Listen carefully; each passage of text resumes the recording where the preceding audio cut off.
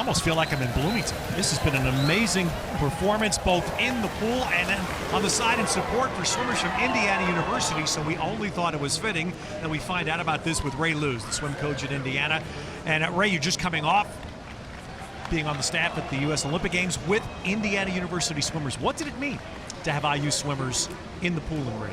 That was huge. We had not had any U.S. swimmers since 1976 on the team. So it'd been over 40 years. Well, 40 years since that happened. And I didn't know how long it would take. I'm in my 15th year at Indiana, and Indiana's got a wonderful history and tradition, but it had been a little bit off. But it was great to have, 3 athletes on that team, bring back 5 Olympic medals. You know, Ray, we've talked about so much about how amazing this team was in Rio, and arguably the greatest Olympic team in history. And I think the staff goes unheralded a little bit, because if they swim great, it's the kids. If they don't swim well, it's the coach's fault.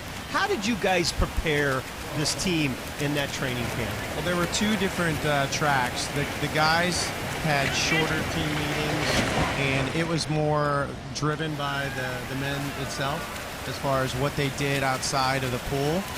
But that came together well for them. And on the women's side, the coaches choreographed a little bit more. We had some bonding events that we put together, and things that just got them to support one another. We got a bunch of American flags. And each group of breaststrokers, flyers, put the stake in the ground the day before the Rio meet, and then we made them laugh. The coaches jumped in the water, and that's the thing kept that it light. And that's the thing that got me. Just watching the team during training camp and leading up to the games was the looseness that the kids felt, and obviously that came from the coaches. Yeah, and guys like Bob Bowman, who I really didn't know until the games. He really loosened up. Yeah. Which is great. He smiled a lot. Kidding, right? Yeah, exactly. He really had a great time, and we decided we were going to have fun, and we had lofty goals, but we wanted to have a pretty relaxed environment and turn the switch on when we needed to, and it worked out really well. Ray, over the years on NBC in our coverage of the Arena Pro Swim Series, the duel in the pool, and these championships, we watched him develop. And I don't think any of us were surprised to see him perform the way he did in Rio, because you could see it building over the 3 years, let's say, going in. You watched him every day. Talk about what it felt to see that young man develop to the point where he was performing the way he did. It meant a lot to not only me, but Lily King and Blake Peroni. So much that Lily had a semifinal right before that, and she was a pretty wanted person with the media. And I'm standing there getting ready to watch his Olympic final, and all of a sudden she appears next to me. And she rushed herself through media so she could watch his race, and then to see him get an individual Olympic medal for everything that he had been through, with family situations and the physical limitations. That was probably the most meaningful Olympic medal that we had anything to do with.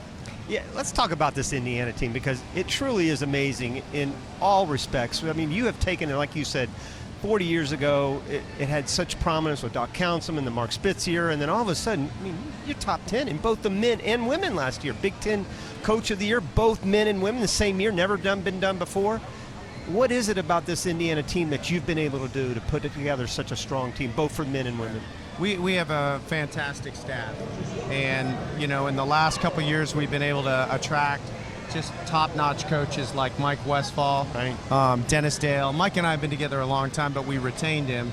And then to attract a guy like Dennis Dale, who was a 7-time Big Ten Coach of the Year, arguably one of the best sprint coaches of all time in the NCAA. So when you have people like that to work with, and we all work together humbly, just like the Olympic staff, good stuff happens.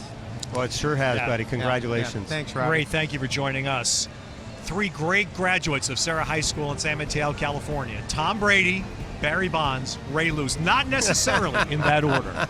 We'll add Lynn Swann to that, too. Thanks, Ray. We'll be back with more from Atlanta.